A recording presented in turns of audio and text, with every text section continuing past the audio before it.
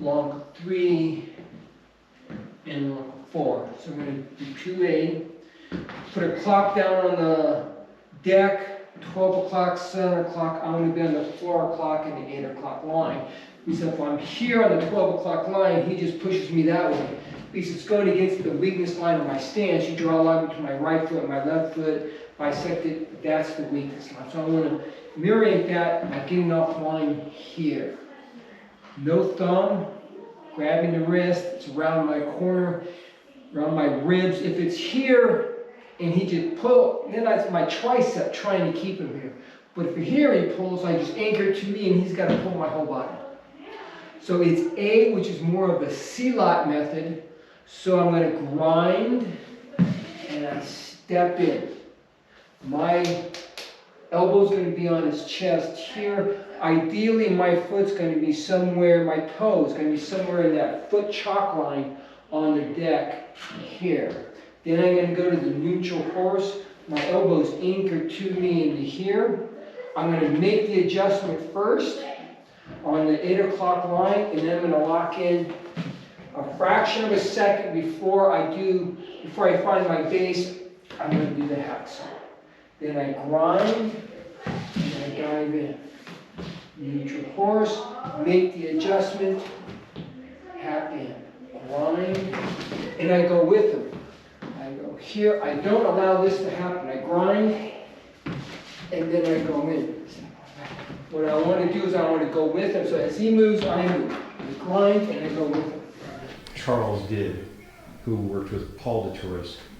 And it's this idea, and Bob did it, he just didn't talk about it. It was just natural. It was this lock, and it's what you feel. It's what you feel here. Like, he's got pressure, he's back, but now his weight's on that leg, and his spine is kind of like his lock is broken.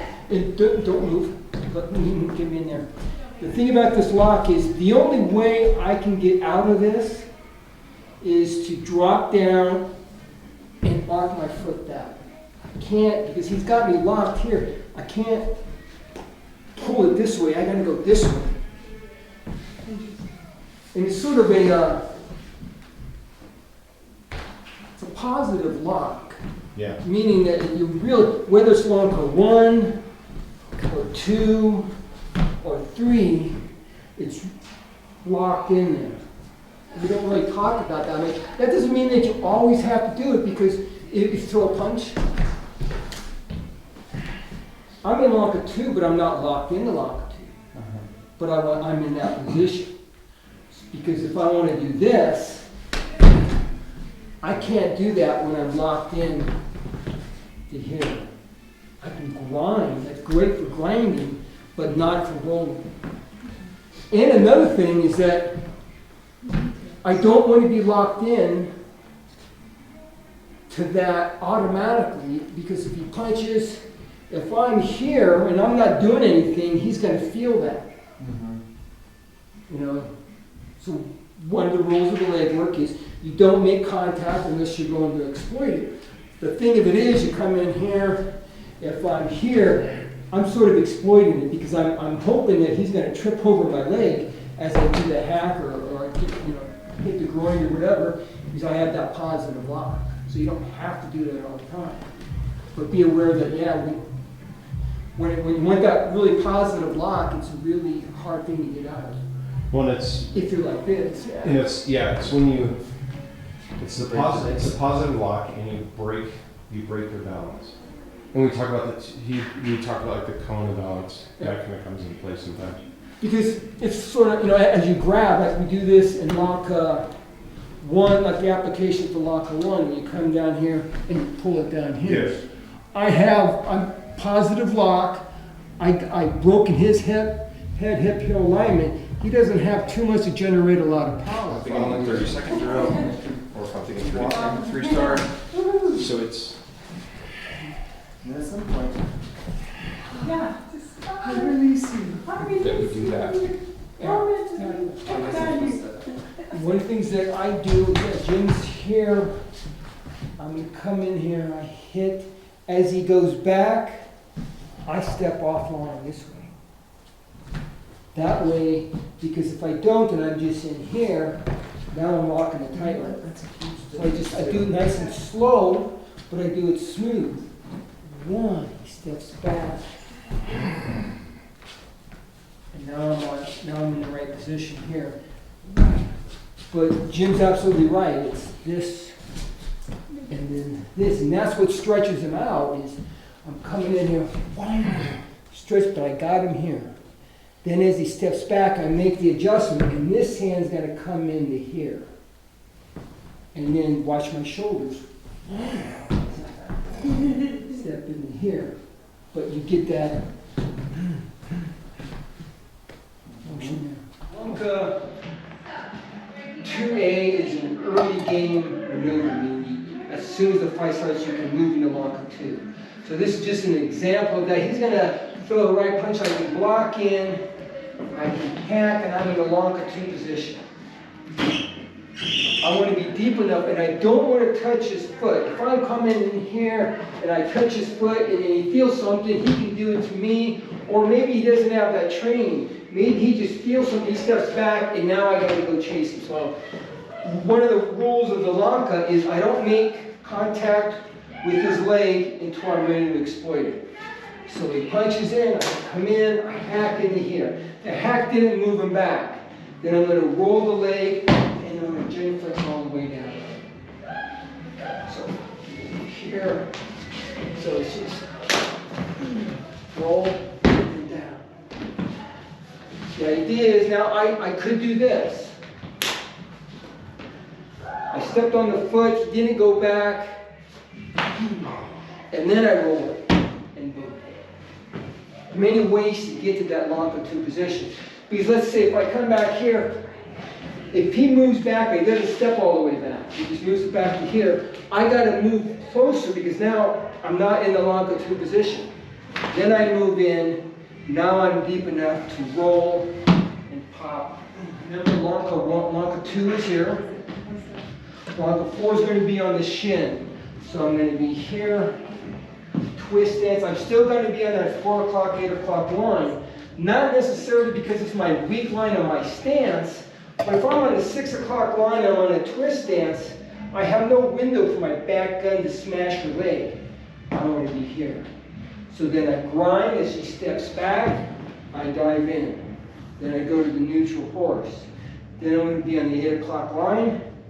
So I move my foot and I'm going to C-step in to here. And when I do that, I anchor my elbow to me. Because if I don't, even with her size, if I do this, and now it's my tricep is trying to get her on her heels like we were talking about, it's going to be hard to do. But I come back in, I use my whole body.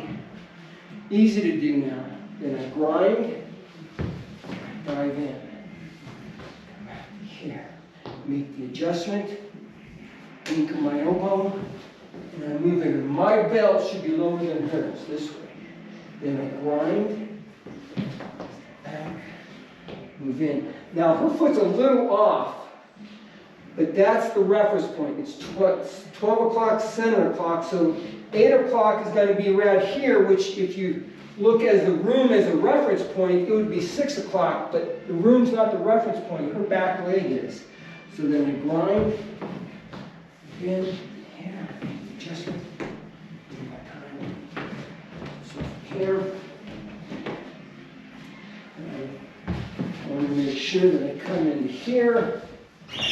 I should have a good head, hip, heel line. If I'm here, one is she can be in balance, just like you were talking about. Just sort of stand up. And now we're sort of fighting for center. And whoever's bigger and stronger is going to win that battle.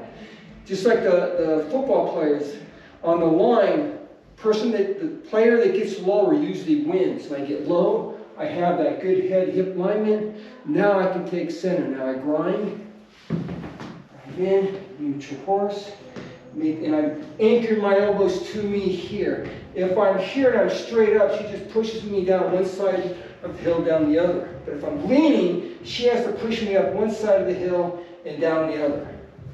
Make the adjustment, come in. Fine. factor, it's only a 4 out of 5. Langka 4 is our second twist stance Langka. Just as Langka 3 is the complement to Langka 1, it uses the same like leads, Langka 4 is our complement to Langka 2. It uses the same unlike leads. Like the Langkas before it, this one is also practiced using our 3 methods. Its best window of opportunity, in other words, when you might most effectively employ it, is mid and late game. Seldom will you use it as your initial move. Leg contact is like Langka 2, for it works on unlike leads, only this time it's shin on shin, like Langka 1. Langka 4's risk factor is actually higher than Langka 1. Langka 1 was a 4 out of 5 when I'm in this position. And that's because I can do to him what he can in turn do to me. Langka 4, however, has the highest risk factor here. It has a lower combat potential, but the risk factor is much higher. And that's because even though I can do things to him, he can do worse to me. The vulnerability occurs because I don't get my foot turned out and my knee pointed on him at the same time. The further you turn your foot out in either direction, the more off angle your knee gets. That means that mine has greater vulnerability and exposure. But like Langka 3, and all the Langkas for that matter, any vulnerability is significantly reduced by proper execution. I want his weight back. In this case, I want his body twisted and my weight forward. Then that vulnerability really no longer exists. But if you don't get the position right, you're definitely vulnerable. Like Langka 3's similarity to Langka 2, Langka 4 has only slightly less obvious potential as its open stance complement, Langka 1. But like Langka 3, Langka 4's latent potential is higher than its obvious potential. Langka 4's obvious combat potential is pretty high anyway. It's 4. However, its latent combat potential kicks it up to the top, 5 out of a possible 5. I'm going to grab with the left lead, so I'm going to go in here. I'm going to, bam, here. I'm going to go here, here. He steps back, and then come into Langka. It's just an idea of just how would I apply those principles. So he grabs here. Now I got to be careful of this. It's not the best ideal thing that I would do. I'd rather just do this, bam. But it's the principles that count. So I'm going to come into here. I'm going to check, go into here. He steps back, and then I move into here. Good head-hip alignment. I'm going to be in here. I'm working on his draw line between his right foot, left foot. I'm pretty much intersecting that line this way. So I'm going against his weak line of his stance, and I've broken that line here. So just boom here. And then as he steps back, I go with him, and I suck this arm into here as I go here. No, on the weak line, or his weak line, my strength line. And then in A, I would just grind and he would go back. I would actually prefer just bam, taking the knee out that way and grabbing the other one. But that's not A, that's B. So one more time, it's just boom, here. As he steps back, I switch and I follow in. And that's why it's important to make that adjustment before I lock in. I go here, he steps back, I step in, now I'm walking a tightrope. And then for an instant, between I do this, yeah, then he's turning on me. But if I just get in the habit of here, as he goes back, I get offline, and now I'm working his weak line. And it didn't take me that much time to just take a little sidestep, but I say that. Let's look now at a possible application for Langka 4A. You may be thinking Langka 4A looks a bit complicated. I mean, where on earth would you use such a method? Well, consider this. I'm off here and I'm blindsided by this punch. Now what I'm going to do is I've saved my face, but I move right in to Langka 4A. From this position, I simply grind and he goes down. If I want to get more violent than that, more brutal, he fires the punch, and I'm here, but now I move to Langka 2. With this Langka 2 position, I can destroy his knee. However, whacking the guy may not be your option. I mean, this could be your wife's only brother, and you still want to sleep with his sister, the one you married at least. The Langka 4A provides an obviously less violent way to deal with him, and all the A versions fill that niche. Silat works really good. You're going to slide in. That's what the A versions do. You don't have to hit him. You just slip right in there. Langka 2 and Langka 4 that we just did. So I'm going to be here. The caveat is when I'm locked in, my right shoulder, because we're right lead forward school, is going to be forward. So I'm in the Langka 2, I grind, I dive in, go to the neutral horse, make the adjustment, and go again.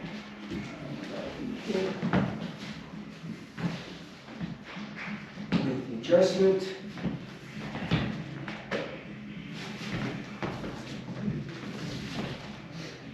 Adjustment.